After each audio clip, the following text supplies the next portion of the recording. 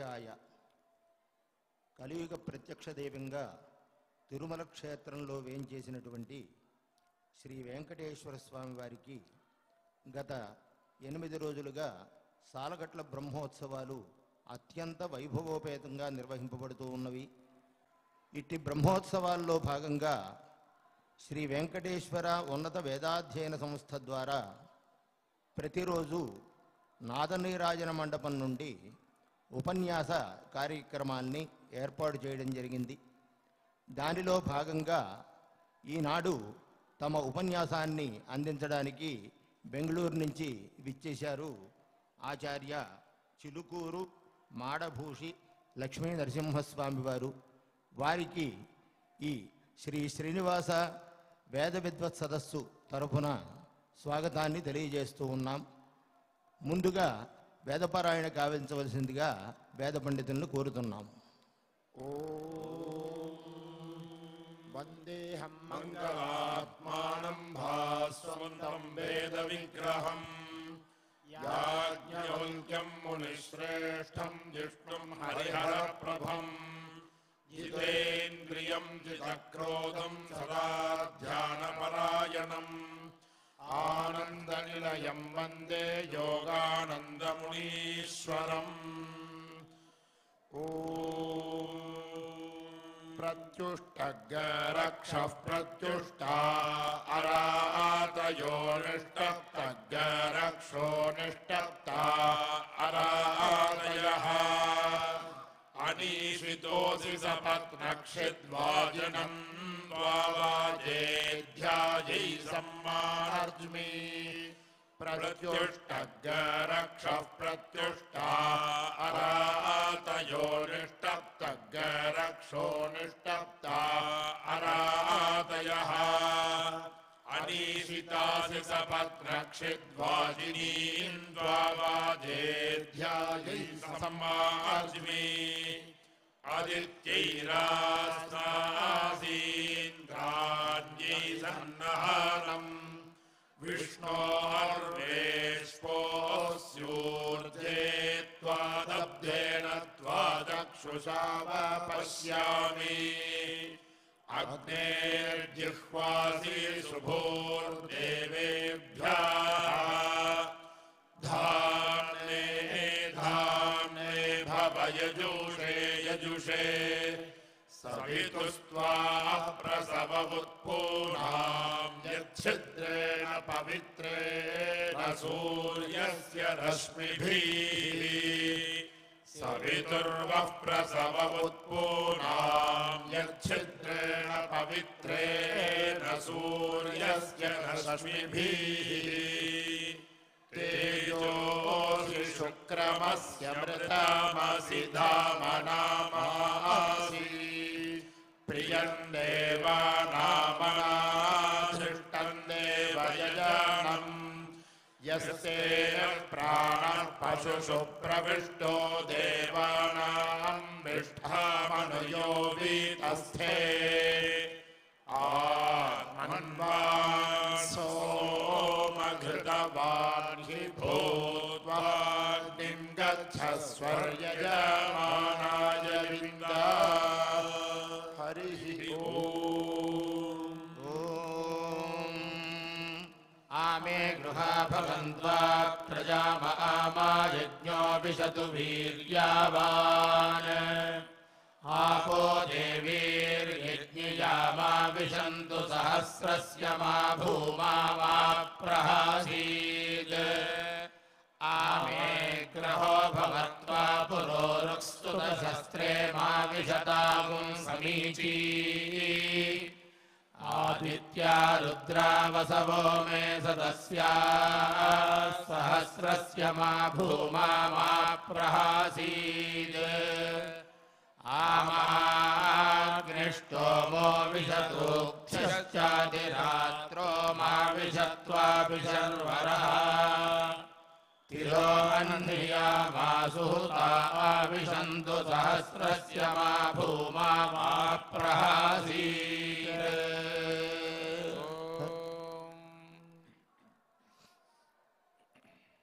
తిరుమల తిరుపతి దేవస్థానములు శ్రీ వెంకటేశ్వర ఉన్నత వేదాధ్యయన సంస్థ శ్రీవారి సాలకట్ల బ్రహ్మోత్సవాల్లో భాగంగా వేదంలో ఉన్నటువంటి రహస్యాల్ని, అనేక గొప్ప గొప్ప విషయాల్ని ప్రజలందరికీ తెలియజేయాలి అనేటటువంటి ఒక సత్సంకల్పంతో ఈ ఉపన్యాస కార్యక్రమాల్ని ఏర్పాటు చేయడం జరిగింది.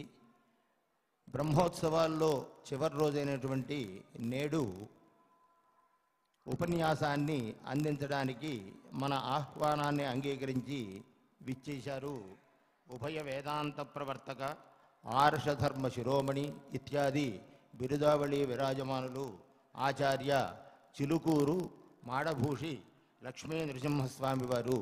వీరు సుప్రసిద్ధ విద్వాంసులు, బెంగుళూరు వాస్తవ్యులు. ఈనాడు వారు ప్రవచనం చేయబోయేటటువంటి అంశం ఆధునిక కాలంలో వేద ధర్మాచరణ. ఇది చాలా ముఖ్యమైనటువంటి అంశం. ఎంచేదంటే వేదం అంతా కూడా ధర్మస్వరూపమే. అయితే సాంకేతికత విపరీతంగా పెరుగుతున్నటువంటి ఈనాటి కాలంలో సనాతనము, నిత్యము, అపౌరుషేయము అయినటువంటి వేదాల్లో ఉపదేశింపబడిన ధర్మాన్ని మనం ఏ విధంగా ఆచరించాలి అనేటటువంటి విషయాన్ని శ్రీ స్వామివారు మనకి అందజేస్తారు. తమ ఉపన్యాసాన్ని ప్రారంభించవలసిందిగా లక్ష్మీ నృసింహస్వామి వారిని ప్రార్థిస్తూ ఉన్నాను. శ్రీమాన్ వెంకటనాథార్య కవితార్కికకేసరి వేదాంతాచార్యవర్యో మే సన్నిధత్తాం సదా హృది యస్యాభవద్భక్తజనార్తిహంతు పితృత్వమన్యేష్వవిచార్యతూర్ణం స్తంభేవతారస్తమనన్యలభ్యం లక్ష్మీ నృసింహం శరణం ప్రపద్యే ప్రపద్యే నిరవద్యానాం నిషద్యాం గుణసంపదాం శరణం భవభీతానాం షఠగోపమునీశ్వరం వేదాంతదేశికయతీంద్రకటాక్షలబ్ధ త్రయ్యంతసారమనవద్యగుణంబుదాగ్ర్యం నారాయణాఖ్యేతి దుర్యకృపాభిషిక్తం శ్రీరంగనాథయతి శేఖరమాశ్రయామః శ్రీవత్సవంశకలశోదితి కౌస్తుభస్య శ్రీవాసరాఘవగురోస్తనయం తతశ్చ విద్యా అవాప్య విబుధోత్తమతాం దధానం కుర్వే సదా హృది గురుం కరుణాకరాఖ్యం ప్రపద్యేతం గిరిం ప్రాయ శ్రీనివాసానుకంపయా ఇక్షుసారశ్రవంత్యేవ యన్మూర్త్యా శర్కరాయితం శిలాయామేకస్యాం జలనిధిభువా కశ్యపభువా విలాసం సంతన్వన్ వినత శివ సంపూజితపదః జలాధార ప్రాంతే సకలజన సర్వేష్ఠఫలదః కళావస్మిన్ దైవం జయతి చిలుకూరు వెంకటపతి. ఓం నమో వెంకటేశాయ. నమస్సభాయై నమస్సర్వత్ర భక్తజనేభ్యః. భక్త మహాజనులకు విజ్ఞప్తి. స్వామివారి కృప వలన, భాగవతోత్తముల అనుగ్రహం వలన ఈరోజు మీ ముందు స్వామివారి యొక్క దేదీప్యమానమైనటువంటి శరన్నవరాత్రి మహోత్సవాల సందర్భంగా, ఈరోజు చక్రతీర్థ సందర్భంగా టీటీ దేవస్థానం వారు ఉన్నతంగా వారు నిర్వహించినటువంటి ఉన్నత వేద పాఠశాల, ఉన్నత వేద విద్యా సంస్థ యొక్క ఆధ్వర్యములో ఈరోజు వేద సదస్సులో దాసునికి ఇచ్చినటువంటి భాగం స్వామివారి కృప వలన ఆధునిక సమాజంలో వేద ధర్మాచరణ అనే శీర్షిక. ఈ శీర్షికకు దీన్ని మంచిగా అర్థం చేసుకొని ఈ శీర్షికను మీరు కనుక పాటిస్తే స్వామివారు అత్యంత కృపా పరిపూర్ణులై మీకు సకల సౌభాగ్యాలు, ఆయుర ఆరోగ్య ఐశ్వర్యాలు ఇవ్వగలరు అని మా ప్రార్థన. శృతిపథ విపరీతం క్షేలకల్పం అన్నారు స్వామి వేదాంత దేశికుల వారు. అంటే అనాద్యనంత అవిచ్ఛిన్న సంప్రదాయ నిర్దోషమైనటువంటి ఈ యొక్క వేద మార్గం ఉంది కదా, వేదాల నుంచి మనకు తెలుసుకుంటాం, అలాగే స్మృతుల నుంచి తెలుసుకుంటాం, అలాగే పూర్వాచార్యుల యొక్క ఆచరణలో నుంచి కూడా తెలుసుకుంటాం. ఈ మూడు ప్రమాణాలే. ఈ ప్రమాణానికి విపరీతంగా శృతి పథం అంటారు దీన్ని. దీనికి విపరీతంగా ఎవరైతే ఆచరిస్తారో వాళ్ళ ఆచరణలు క్షేళకల్పం అన్నారు స్వామివారు. క్షేళకల్పం అంటే విషకల్పం. ఎక్కడి నుంచి విషము అంటే ఈ సంసార సాగరం ఇది మొత్తమే విషకల్పం. దీన్ని దాటాలి. దీన్ని దాటడానికే మన యొక్క ఈ మానవ జన్మ. అన్ని జన్మలు, ఎన్నో జన్మలు ఎత్తాం. ఆఖరికి ఈ మానవ జన్మలకు వచ్చి ఈ మానవ జన్మలోనే విజ్ఞానం పెరుగుతుంది. దీంట్లో వేదం గురించి తెలుసుకొని ఈ నిర్దోషమైన శాస్త్రం ఏదైతే అనాది నిధనమో, ఏదైతే మనకి అన్ని విధాల శ్రేయస్కరమో, మాతాపితృ సహస్రేభ్యోపి వత్సలతరం శాస్త్రం అన్నారు ఎంబెరుమానార్ రామానుజుల వారు. అయితే ఈ వేదాన్ని అది మనకు మంచిది బోధించడానికి వస్తుంది. దాన్ని మనము ఎదురు మాట్లాడకుండా, ఎదురు తిరగకుండా, దానికి హేతువాదం చేయకుండా దానిని అట్లనే శిరసావహించి పాటించాలి అనేది ప్రతీతి. ఇప్పుడు వేదం అంతా కూడా ఏమి చెప్తుందండి? మొత్తము సారాంశంగా వేదం ఏమి చెప్తుంది అంటే, స్వప్రాప్తే స్వయమేవ సాధనతయా జోఘుష్యమాణ శృతి. అంటే భగవంతుడు ఆయననే పరమప్రాప్యుడు. వెంకటేశ్వర స్వామియే పరమప్రాప్యుడు. ఈ వెంకటేశ్వర స్వామిని పొందాలి అంటే వెంకటేశ్వర స్వామియే మార్గం, వేరే మార్గాలు లేవండి. అయితే ఆ మార్గము ఎలా అనేది చెప్పేది వేదం. సాధన అని చెప్తుంది. వేద్యతే అనేనే ఇది వేద. దీని నుంచి మనం తెలుసుకుంటాం. మనం తెలియని విషయాలు తెలియడానికే వేదం వచ్చింది. తెలిసిన విషయాలు చెప్పడానికి వేదం రాలేదు. ప్రాప్యస్య బ్రహ్మణో రూపం ప్రాప్తుశ్చ ప్రత్యేగాత్మనః ప్రాప్త్యుపాయ ఫలం చైవ తథా ప్రాప్తి విరోధి చ వదంతి సకలా వేదాః సేతిహాస పురాణకాః అన్నది హారీత సంహిత. కాబట్టి ఈ యొక్క వేదాన్ని, దాన్ని ఎదురు తిరగకుండా మనం పాటించాలి. అది మొదటి అంశం. ఏచ వేదవిదో విప్రాహ ఏచ అధ్యాత్మవిదో బుధాః తే వదంతి మహాత్మానం కృష్ణం ధర్మం సనాతనం. అన్నమాచార్యుల వారు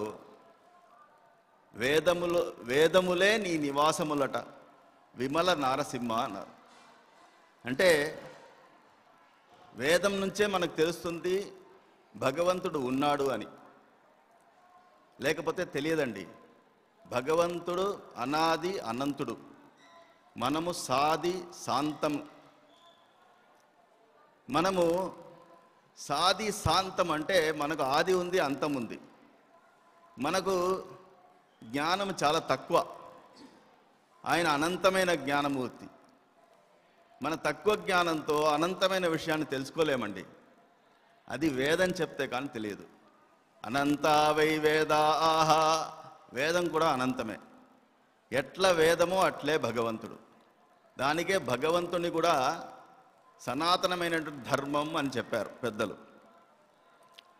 ఈ ధర్మము రెండు విధాలుగా, రామో విగ్రహమాన్ ధర్మ అని కూడా కృష్ణుడు కృష్ణం ధర్మం సనాతనం అని కూడా చెప్పారు. ఈ ధర్మం అనేది రెండు విధాలు ఉంటుందండి. ధర్మం అంటే ఏమిటి?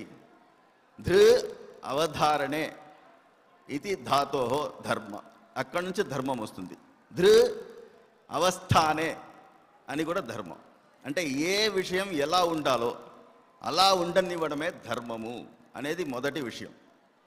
అయితే ధర్మము రెండు విధములుగా ఉంటుంది. ఒకటి సామాన్య ధర్మము, అంటే దాన ధర్మములు, ఈ వైద్యశాల చికిత్సశాల కట్టడం, చెట్లు పెట్టడం, ఇవన్నీ సామాన్య ధర్మాలు, ప్రకృతిని రక్షించడం.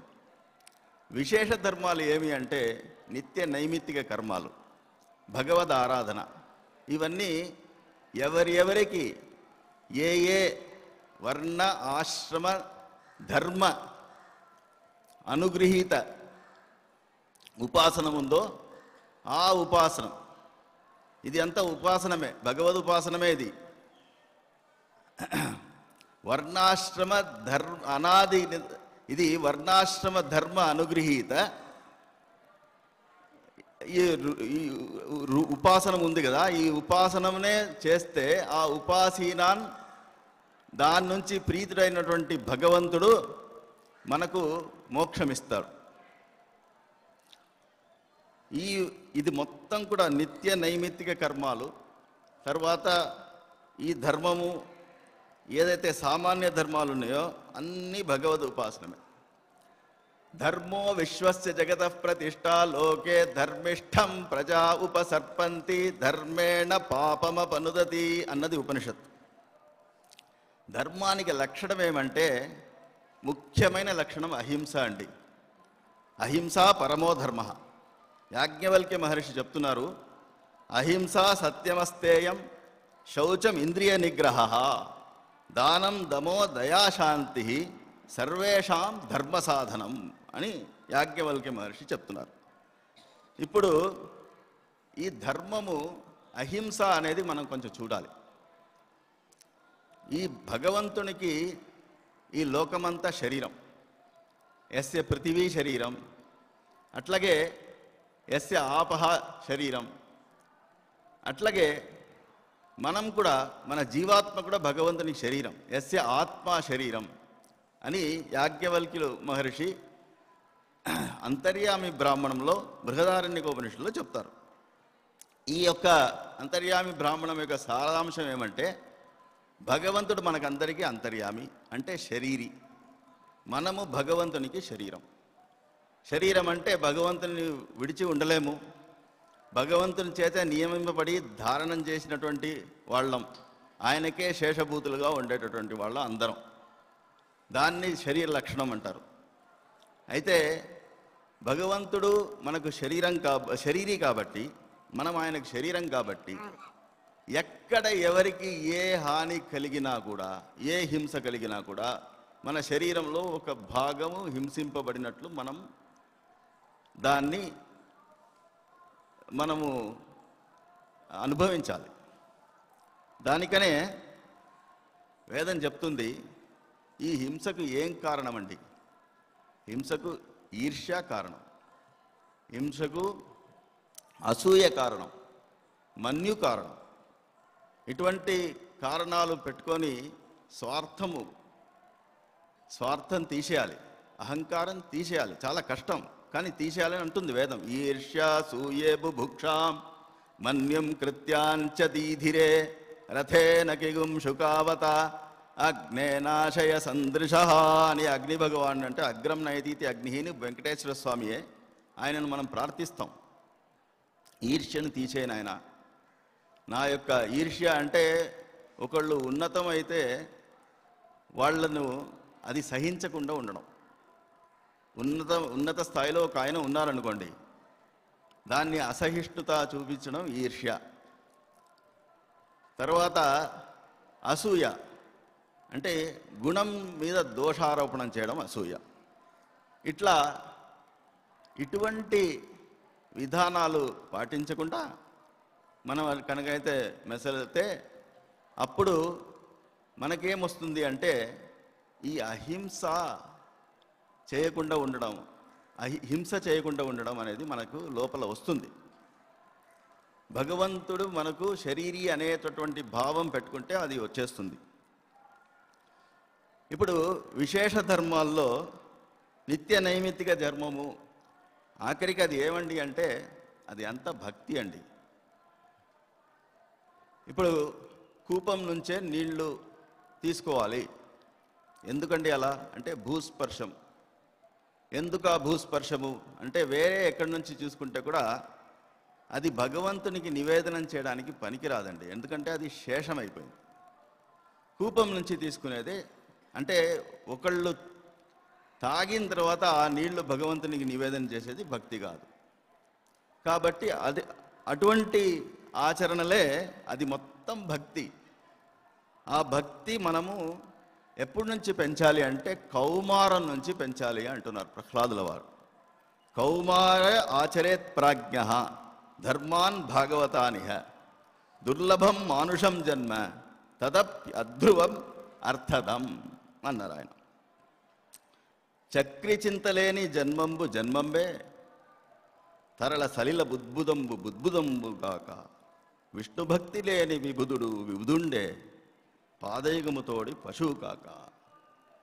వేదో నిత్యమధీయతాం తదుదిత కర్మస్వనుష్ఠీయతామని శంకరాచార్యుల వారు పరమ కృపతో చెప్పారు. ఆయన చెప్పినటువంటి చాలా పరమ వృద్ధాప్యంలో చేసినటువంటి కవనం భజ గోవిందం.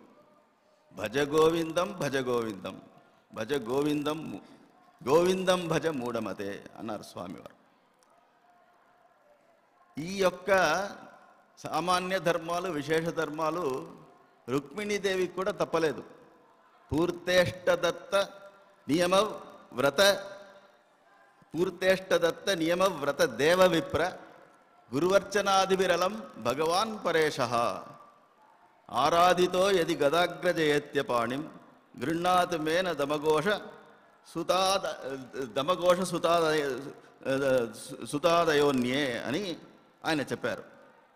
ఇప్పుడు ఎవరైతే శాస్త్ర విధిని ఉత్సర్జించి ఉంటారో వారికి సిద్ధి రాదండి. కాబట్టి శాస్త్ర విధిని పెట్టుకోవాలి. ధర్మానికి 2-3 ఉదాహరణలు ఇస్తాను నేను. ఒకటి, మన రామచంద్ర స్వామివారు రామో విగ్రహవాన్ ధర్మ. అయితే ఆయన యువరాజ్య పట్టాభిషేకం ఘోషించారు. కొంతకాలంలోనే అదే రాత్రికి ఆయనకు నువ్వు వనవాసం వెళ్ళాలి నాయన అంటే చిరునవ్వుతో ఆయన వనవాసం వెళ్ళారు.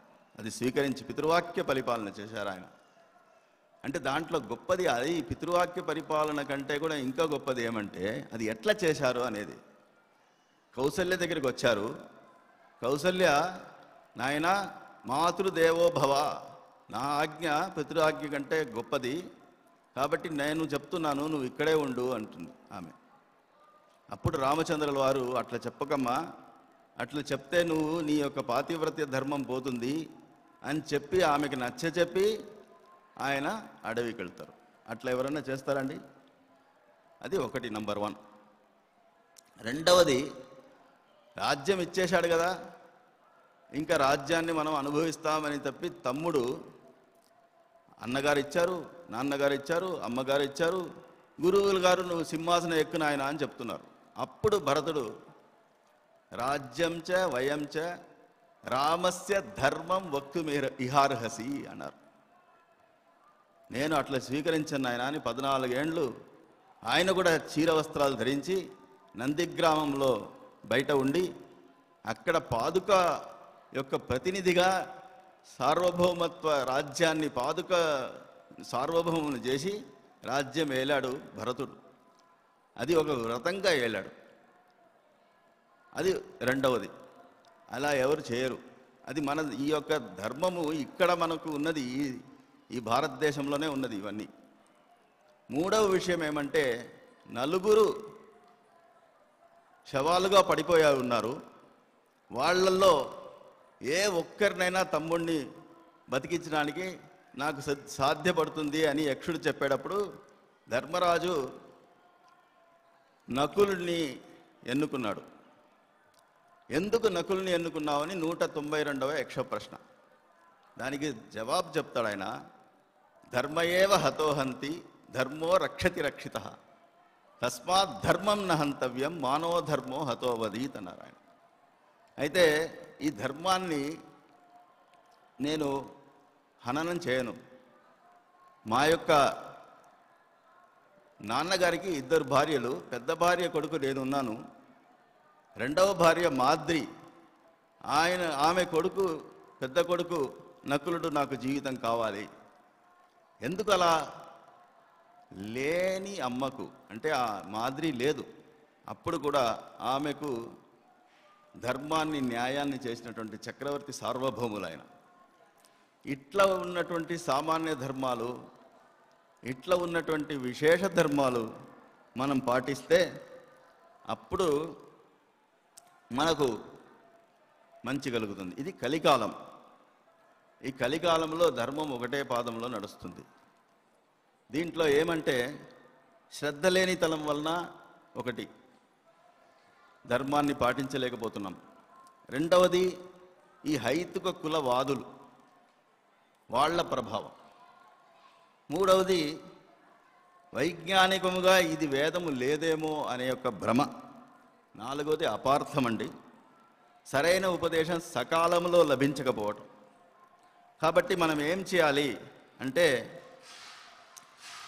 రెండు విధాలుగా దానికి బదులు చెప్పవచ్చు.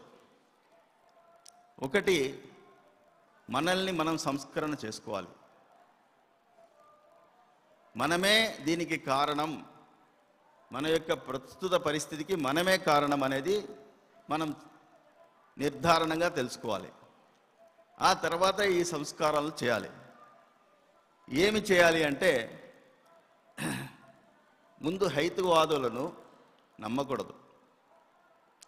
వాళ్ళు ఈ ప్రపంచము వేదమే చెబుతుంది నమ్మకూడదు అని. ఈ ప్రపంచం అంతా కూడా అసత్తు నుంచి పుట్టింది అంటారు వాళ్ళు. అసత్ అంటే చైతన్యం లేని యొక్క వస్తువు, దాని నుంచి చైతన్యం పుట్టింది అంటారు. కథం అసత సజ్జాయేత అని వేదమే అడుగుతుంది ఛాందోగ్య ఉపనిషత్తులో. అయితే చైతన్యం లేని దాని నుంచి చైతన్యం పుట్టదండి. చైతన్యం నుంచే, సత్తు నుంచే ప్రపంచమంతా వస్తుంది. కాబట్టి వీళ్ళ యొక్క హైతువాదాలను మనం నమ్మకూడదు. రెండవది ఏమంటే ఈ విజ్ఞానంలో ఒక ఉదాహరణ ఇస్తాను. ఈ పాంచభౌతికం అంటారు, పృథివీ, అప్, తేజ, వాయు, ఆకాశం అని. ఇదే సృష్టికి కారణం అంటే అది మనకు ప్రత్యక్షంగా కనిపిస్తుంది కదండి. అలా కాదండి, పరమాణువు కారణము, పరమాణువు కింద ఉన్నటువంటి ఇది కారణము అని వాళ్ళు చెప్తుంటారు. వాళ్ళకి అర్థం కానిది ఒక విషయం ఉందండి. ఆసీదితం తమోభూతం అప్రజ్ఞాతం అలక్షణం అప్రతర్క్యం అవిజ్ఞేయం ప్రసుప్తమివ సర్వతః అని మనుస్మృతి చెప్పింది. కాబట్టి వాళ్ళకి ఏం చెప్పాలంటే, నాయన నీ యొక్క పరమాణువు కూడా పాంచభౌతికమే, ఇది గుణాల నుంచి వచ్చినటువంటి నామావళి. కానీ ఇప్పుడు ప్రత్యక్షంగా నువ్వు చూసిన దాన్ని పంచభూతాలను ప్రత్యక్షంగా నీకు కూడా కనిపించదు, బ్రహ్మకు కూడా కనిపించదు. బ్రహ్మకు ఈ యొక్క ప్రకృతిని ఇచ్చేటప్పుడు స్వామివారు దాన్ని త్రివృత్కరణం చేసి ఇచ్చారు. శుద్ధమైనటువంటి పంచభూతము ఎవరికి కనిపించవు, దాని నుంచే ఈ ప్రకృతి సృష్టి. కాబట్టి క్వార్స్, గ్లూవాన్స్, మీసాన్స్ ఏదైనా సరే అది ఈ యొక్క ఈ చిన్న చిన్న పార్టికల్స్ అని చెప్తారు కదా సైన్స్లో, అవన్నీ కూడా పాంచభౌతికాలే. ఇప్పుడు స్వామివారు వాళ్ళను ఆరాధించడం చాలా కష్టం కదండి. యజ్ఞయాగాదులు చేయాలి కదా. మనం యజ్ఞయాగాదులు ఎలా చేస్తాం అంటే, ఓ వేదం ఒక చెప్తుందండి, ఎఫ్ పూర్వ్యాయ వేదసే నవీయసే అన్నీ ప్రారంభించి గర్భగుం హవిషా పిపర్తన ఆస్యజ అనంతో నామచిద్వివక్తన బృహత్తే విష్ణో సుమతిం భజామహే. అక్కడ లక్ష్మీదేవి సుమతి, ఆమెను మనము కొలుస్తున్నాం, విష్ణువుని కూడా కొలుస్తున్నాం. ఎందుకు అంటే ఆయన నామ సంకీర్తనం చేస్తే చాలు అన్నారు. కలౌ కేశవ కీర్తనాత్, నామ సంకీర్తనం చేద్దాం. ఈ కలియుగంలో ఇట్లా ఆర్షధర్మాల్ని అసమర్థుడుగా అభ్యాసే అపి అసమర్థోసి మత్కర్మ పరమోభవ అని, మా కొరకు మీరు మందిరం కట్టండి, మీ ఉద్యానవనం పెట్టండి, మందిరంలో పుష్ప కైంకర్యం చేయండి, అట్లా దేవాలయాల్లో కైంకర్యం చేయండి అని భగవంతుడు ఉద్ధవులకు చెప్పినప్పుడు దాన్ని గీతలో కూడా చెప్పారు అర్జునుడికి. దాన్ని మనకు మత్కర్మ పరమోభవ అని అట్లా ఉండాలి. ఇవన్నీ ఒక ఆయన చేశారండి నాకు తెలిసి. ఆయన గురించి చెప్పి నేను విరమించుకుంటాను. మా యొక్క మాతామహులు ఆయనకు అసలు ఏ యొక్క ఉద్యోగం ఆయన చేయలేదు. భగవంతుడే ఆయన 7 సంతానం ఆయనకు. వాళ్ళందరినీ 3 ఆడపిల్లలు 4 మగపిల్లలు. మా గురువు గారు కూడా అందులో ఒకరు, కరుణాకరాచార్య స్వామివారు. వాళ్ళందరినీ కూడా మంచి స్థాయిలో ఉంచాడు భగవంతుడు. ఆ భగవంతుడు ఇక్కడ ఆయన ఒకప్పుడు ధోతి కొనాలి అంటే ఆయనకు డబ్బు లేకుండా ఉంటే ఆయన టీటీడీ న్యూస్ విన్నాడు. అంటే ఆయన ఇది బట్టలు ఉతుక్కునేటప్పుడు న్యూస్ వినే అలవాటు ఆయనకు. ఆ న్యూస్ విన్నారు ఆయన. ఆ న్యూస్లో ఏమంటే ఈరోజు 40 లక్షలు భగవంతునికి ఉండిలో కలెక్షన్ అని న్యూస్. ఆయన అనుకున్నారంట, స్వామి నీకు 40 లక్షలు వస్తే నాకు బట్టలు ధోతి కొనుక్కోడానికి బట్టలు లేవే అంటే, డబ్బులు లేవే అంటే, ఆ ధోతి కొనడానికి అది స్పెషల్గా ఆర్డర్ చేయాలి. దానికి 400 రూపాయలు అవుతుంది యాక్చువల్గా. అయితే ఆయన అట్లా అనుకొని తర్వాత ఇట్లా అనుకున్నానే భగవంతుని ఇంతటి దుష్కర్మకారుని కదా అని ఆయన మనసులో బాధ కూడా పడ్డారు. ఇమ్మీడియట్గా ఒక 15-20 నిమిషాల్లో పక్కింట్లో టీటీడీ నుంచి ఫోన్ వచ్చిందండి ఆయనకు. పక్కింటి ఆయన వచ్చి మీకు ఫోన్ వచ్చిందండి, టీటీడీ నుంచి వచ్చింది అన్నారు. టీటీడీ నుంచి వచ్చింది అంటే వారు అక్కడ పోయి చూస్తే మీకు 1000 కాళ్ళ మంటపంలో ఉపన్యాసం చేయాలండి, ఆహ్వానం అని వాళ్ళు చెప్పారు.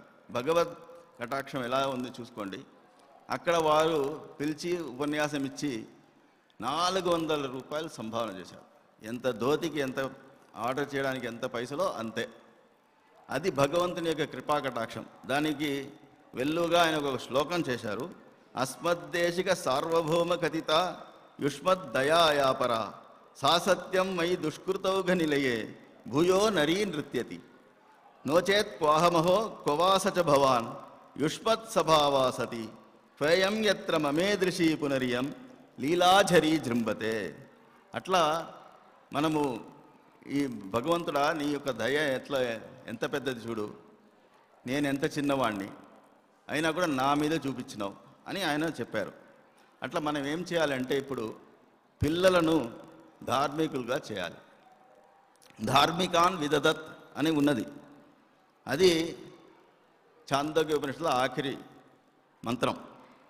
అహింస పరమోధర్మ అని ప్రవర్తించాలి. పిల్లలను చిన్న వయసులో నుంచే ఈ యొక్క సనాతన ధర్మంలోనే పెట్టాలి. ఈ ఎడ్యుకేషన్ చేయవచ్చు, కానీ ఇది ఉండాలి. ప్రకృతిని సంరక్షించాలి, దేని మీద కూడా మనం హింస చేయకూడదు. అట్లాగే స్త్రీలను గౌరవించాలి. స్త్రీలు నారీ లక్ష్మి యొక్క స్వరూపం. నారీ సర్వజగన్మయి అన్నది మహాలక్ష్మి. అట్లాగే ఉపాదాన వృత్తి, ఏ వృత్తి చేసినా కూడా భగవత్ ప్రీత్యర్థం చేయాలి. ఆ సంకల్పంతో చేయాలి. భగవానేవ స్వనీయామి స్వరూప స్థితి ప్రవృత్తి స్వశేషతైకరసేన అనేనాత్మన కర్త స్వకీయైశ్చ ఉపకరణై స్వారాధనైక ప్రయోజనాయ పరమపురుష సర్వశేషి శ్రీయపతి నారాయణ స్వశేషభూతమిదం అని ఏ కర్మ అయితే చేస్తున్నామో ఆ కర్మ చేయాలి. ఇవన్నీ చెప్పి చేస్తే మనకందరికీ శ్రేయస్కరం. ఈ సకల లోకం కూడా సౌభాగ్యంతో వర్ధిల్లుతుంది. ఇది చెప్పి ఈ ఉపన్యాసాన్ని ఇంతటితో ముగించుకుంటున్నాను. సర్వే జనా సుఖినో భవంతు, సమస్త సన్మంగళాని సంతు. కవితార్కిక సింహాయ కళ్యాణ గుణశాలినే శ్రీమతే వెంకటేశాయ వేదాంత గురవే నమః. శ్రీ వెంకటాద్రి నేరే కమలా కాముక పుమాన్ అభంగుర విభూతిర్న తరంగయతు మంగళం. మనకి ఉన్నటువంటి పరిమితమైన సమయంలో గంభీరమైనటువంటి విషయమైన ఈ ఆధునిక కాలంలో వేదధర్మాచరణం ఏ విధంగా చేయాలి అనేటటువంటి అంశంలో సారభూతమైనటువంటి విషయాన్ని సమయాన్ని బట్టి మనకి అందించారు ఆచార్య లక్ష్మీనరసింహస్వామి వారు. వారికి ఈ సదస్సు పక్షాన ప్రత్యేకంగా ధన్యవాదాలు తెలియజేస్తూ ఉన్నాం. ఇక శాంతి మంత్ర పాఠంతో మనం ఈ వైదిక సదస్సుని పరిసమాప్తం చేసుకుందాం. ఓం తచ్చంయోరావృణీమహే गातुं यज्ञाय गातुं यज्ञपतये दैवी स्वस्तिरस्तु नः स्वस्तिर्मानुषेभ्यः ऊर्ध्वं जिगातु भेषजम् शन्नो अस्तु द्विपदे शञ्चतुष्पदे ॐ शान्ति शान्ति शान्तिः हरिः ॐ